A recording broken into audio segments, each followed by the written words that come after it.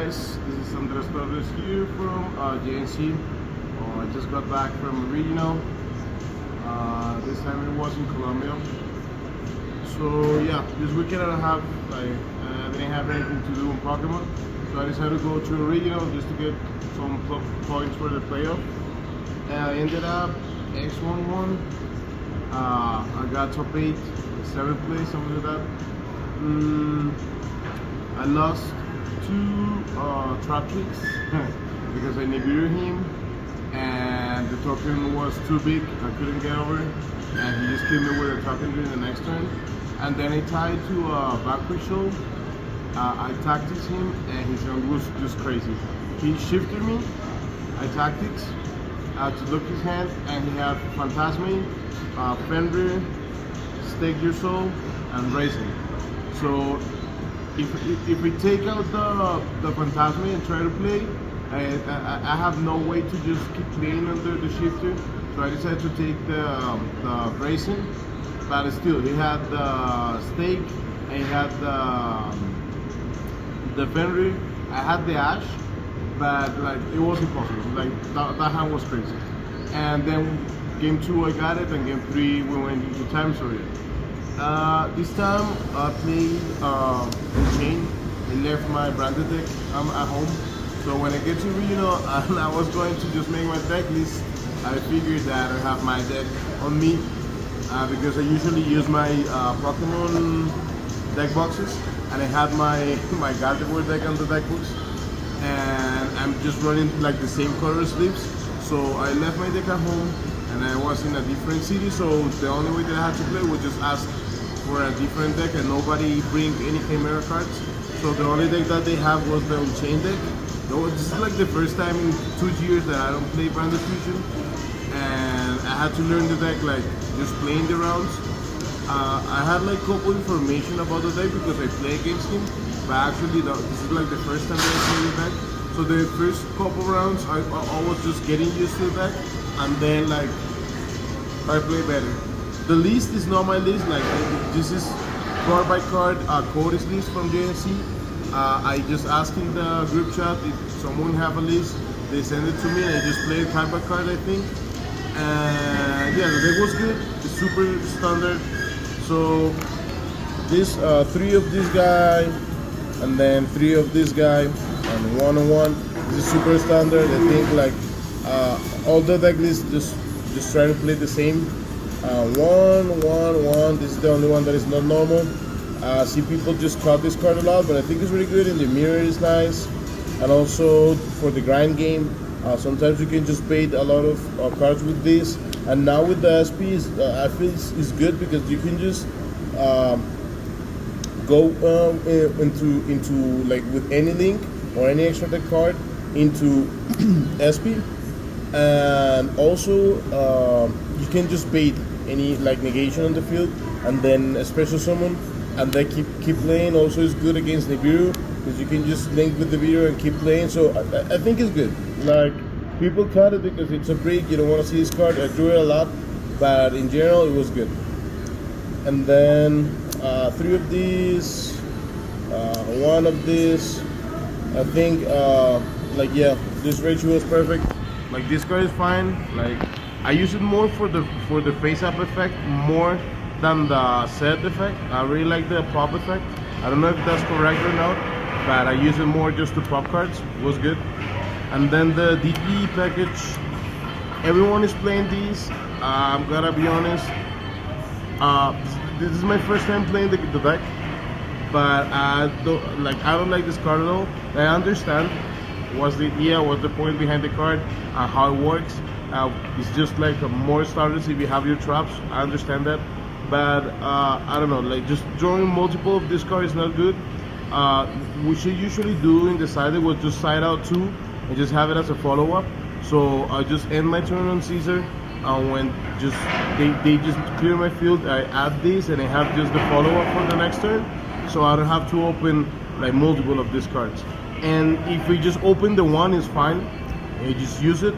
But yeah, I don't know if I'm wrong, maybe because this is my first time with the deck, but as I understand the deck and just going during the tournament, I realized that I don't like this card of 3. Maybe I'm wrong, but that's what I feel. And then the traps, 2 and 2. I think that's like super standard. Some people run 3. I think right now you don't have enough room, but like I never miss the 3rd one or anything. Then the tour guides, tour guide, Rhino, and Sangan. People told me about Sangan in the deck because Cotton was playing the card in the side deck, and they want to add the Veiler, the draw, and there is like some combos that you can send the Sangan to the graveyard and special summon. I have no idea how to do those combos, so I just put it in with just a normal summon Sangan, normal summon tour guide, special summon Sangan, add draw, and just then keep playing if you have any trap or anything. So yeah, I don't run Cherubini or anything like that. And then this is for the main engine of the deck. And then hand traps is 3 Ash, 3 Veiler, and 3 Imperm. So the idea is just these to negate the Beast Dweller on my turn, and this because like they're really good right now, super standard. If I'm playing in the US, I might play Nibiru's because I don't want my opponents to enter on Dweller, and this doesn't stop that. So Imperm and Nibiru and Ash prevents Dweller, but Veiler do not. So here in South America was fine, but for big events, maybe this is it's better just to have the Nibiru. And then the draw, so it is 10 hand traps, so you can just add it from Sangan. There's a bunch of decks that just out lose to draw, so there's no reason why to not play the card. So yeah, that's for the hand traps. And then 2 tactics. Most of the people cut the trust. The first time that I saw the deck, I think like trust is super mandatory in this deck. It seems like everyone is cutting the card. I don't get why. So I just took the list and copied just card by card, but I feel like the card is necessary. I really like it. I think like the synergy with this deck is really cool. So the trust, I think I might, if I just play this deck at any other event, I might switch to maybe two trust and try to keep at least 1 talent. But trust is really good in this deck. And the last card for the main deck is Desires, Prosperity. I'm sorry. I don't like this card, to be honest. I understand the consistency and all that, but like the theory behind this is like you just prosperity because you're supposed to not play 1 more turn. Like you just set up your board, you add the hand trap that you need, like the non-engine piece, and then you stop your opponent and you win the next turn. I think it's when they outgrind you and they just play it on like they just break your board and they establish a board, you need your extra deck. So I understand why people like this card in this deck. I don't like this card in decks that are like super heavy focus in their extra deck. If I go to any event like YCS or something, I might not play this card in the deck. I think like Trust is better than this. I understand the reasons why people play the card, but me, Andres, I don't think it's good enough for the deck. You guys might think that I'm crazy or anything. I understand. I haven't played in a while. Like I'm just playing Pokemon right now. But like each time I resolve this card, it just or hand traps or 3 or 4 cards that do the same. Like all Unchained cards that just are the same cards that I have in my hand. So the only good card to see of these is Tour Guide, or if you already finished your combo, you wanna just add or Veiler, Ash, or Impermanence. Otherwise, it's just 6 more cards that do the same. So that's the only reason why I don't like the card. I understand the consistency, but I don't know. To be honest, I don't think this card is good enough in this deck. Like in other decks, it's crazy, but not for me. Then it is 43 cards main deck. I think that's the number right now. I don't understand. I think it's like for side deck patterns and all that, but like I don't know. I just copy paste the deck. And then extra deck, I had to make a few changes. I played 2 Lightning Stormer and Harpies. Like this was the worst cards in my side deck. This deck, like you don't need these cards for real. Like you can just go and break boards of the trap decks super easy. You don't need these cards. in this deck especially. So yeah, this card does nothing for this deck. I don't like it a lot, so it was just like, okay. Second draw, because same, you can just go Sangan and search. Two Phantasma, this card is really good, I really like it. I think this is one of the better cards in the format right now. So yeah, 2 was fine, 3 is too much. Bestials, I think maybe you can play DD Crow because you have like, you cover more matches. You cover the Infernoble, you cover the Purely, and this card does not. Like the body on the field is good, but I think DD Crow is better than this right now in this deck. 3 shifters, because right now I'm not playing Yu-Gi-Oh! So if I'm not playing, I'm gonna be part of the problem and not of the solutions. So yeah, shifter everyone and 3 wins. And then Nibiru. So yeah, you need like more hand traps for the mirror match, and the same, you don't want your opponent to end on Dweller, so you need any way to stop Dweller.